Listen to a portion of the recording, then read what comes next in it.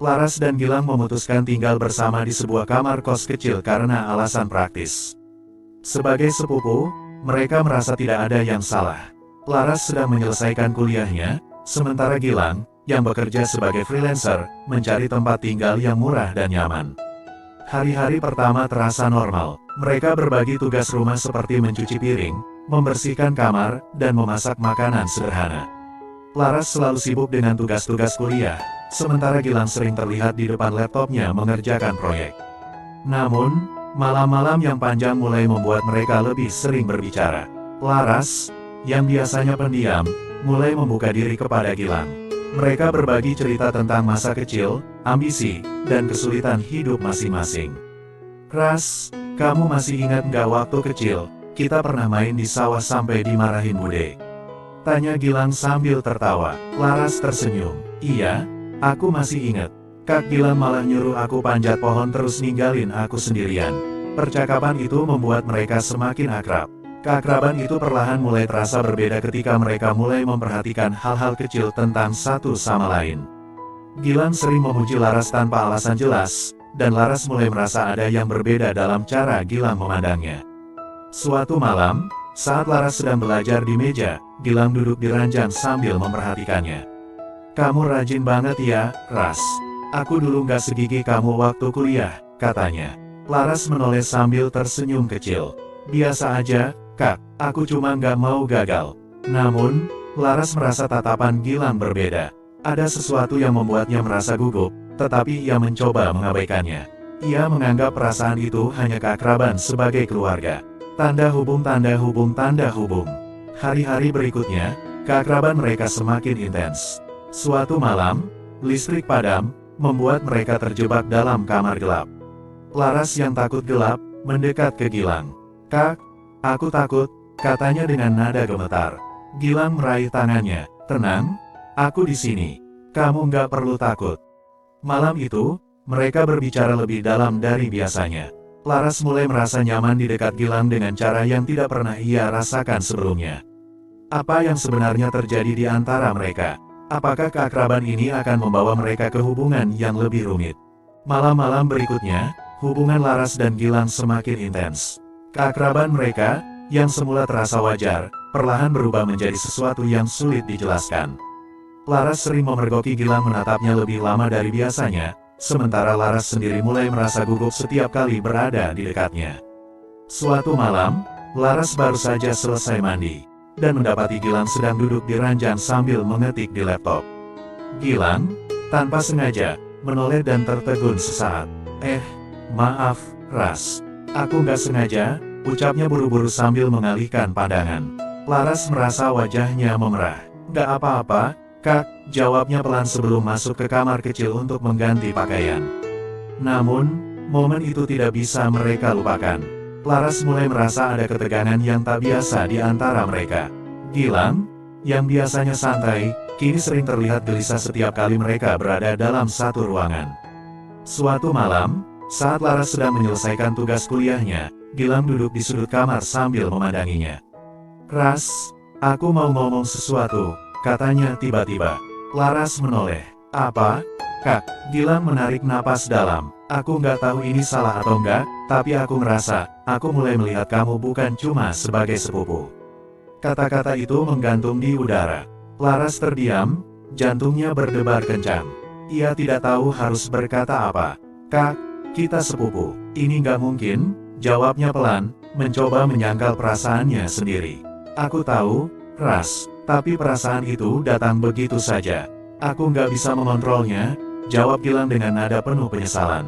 Laras tidak menjawab. Ia berusaha fokus pada tugasnya, tetapi pikirannya terus terganggu oleh kata-kata Gilang.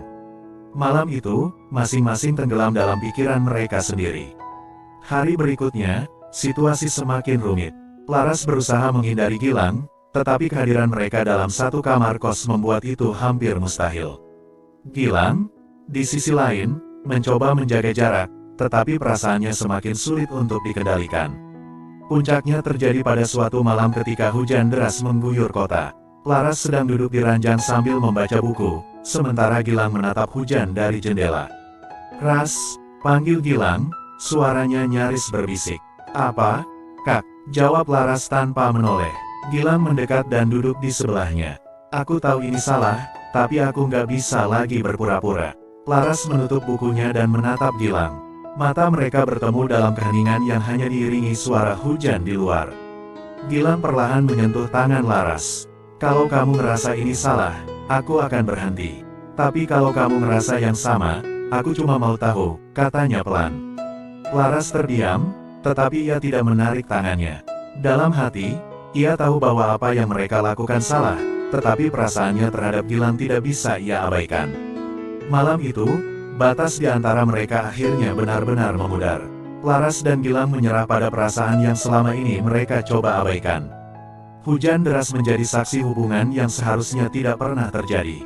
Namun, apa yang akan terjadi selanjutnya? Akankah mereka bisa menyimpan rahasia ini, atau hubungan ini akan menghancurkan segalanya? Setelah malam hujan itu, Laras dan Gilang mencoba menjalani hari-hari mereka seperti biasa, tetapi sesuatu telah berubah. Perasaan yang dulu tersembunyi kini semakin sulit disembunyikan. Mereka tahu hubungan ini salah, tetapi mereka juga tidak bisa mengabaikan perasaan mereka. Namun, rahasia itu mulai membayangi kehidupan mereka. Laras menjadi lebih tertutup, takut jika orang-orang di sekitar mulai curiga. Di sisi lain, Gilang menjadi semakin berani menunjukkan perhatiannya, meski ia tahu itu bisa menimbulkan pertanyaan. Suatu malam, saat Laras sedang belajar, Gilang duduk di ujung ranjang, memandanginya. Laras, sampai kapan kita harus seperti ini? Menyembunyikan semuanya, kata Gilang dengan nada penuh emosi. Laras menutup bukunya dan menatap Gilang. Kak, aku nggak tahu. Aku takut, kalau keluarga tahu, mereka nggak akan terima. Kalau aku bilang aku nggak peduli, kamu bakal percaya? Tanya Gilang sambil mendekat. Laras menunduk, mencoba menghindari tatapan Gilang. Tapi dalam hatinya, ia tahu bahwa ia tidak bisa lagi menyangkal perasaannya. Ketegangan semakin meningkat ketika tetangga kos mulai memperhatikan kedekatan mereka. Suatu malam, salah satu teman kos mereka, Siska, mengetuk pintu kamar Laras. Laras, aku cuma mau tanya, kamu sama Kak Gilang, ada apa-apa ya? Aku sering lihat dia masuk ke kamar ini, tanya Siska dengan nada penuh rasa ingin tahu. Laras tersentak. Enggak, Sis, dia kan sepupu aku. Kami cuma tinggal bareng karena lebih praktis, jawabnya, mencoba terdengar santai. Namun, gosip itu mulai menyebar. Beberapa penghuni kos mulai berbisik-bisik setiap kali melihat Laras dan Gilang bersama. Situasi semakin sulit ketika ibu Laras tiba-tiba menelepon, memberitahu bahwa ia akan datang mengunjungi Laras. Laras, minggu depan ibu mau mampir. Kamu jangan lupa beres-beres kamar, ya, kata ibunya di telepon. Laras merasa panik. Iya, Bu, aku siap-siap, jawabnya dengan suara gemetar. Ia segera memberitahu Gilang tentang kunjungan ibunya. Kak, ibu mau datang minggu depan. Kita harus hati-hati. Kalau ibu tahu kita tinggal satu kamar, semuanya bakal kacau. Gilang mengangguk. Tenang, Ras, kita bisa pura-pura. Aku bakal pindahin barang-barangku sementara waktu. Hari kunjungan tiba, Laras dan Gilang berusaha bersikap normal, tetapi ibunya merasa ada sesuatu yang tidak biasa. Laras, kenapa kamar ini terasa terlalu rapi? Biasanya kamu berantakan, tanya ibunya dengan nada curiga. Laras hanya tersenyum gugup. Aku lagi belajar lebih rapi aja, Bu. Namun, saat ibunya melihat sebuah baju Gilang yang lupa dipindahkan, wajahnya berubah. Ini baju Gilang, kan? Kenapa ada di sini? Laras terdiam. Gilang yang sedang berada di luar kamar mendengar percakapan itu dan segera masuk. Tante, maaf. Sebenarnya aku sering bantu Laras di sini.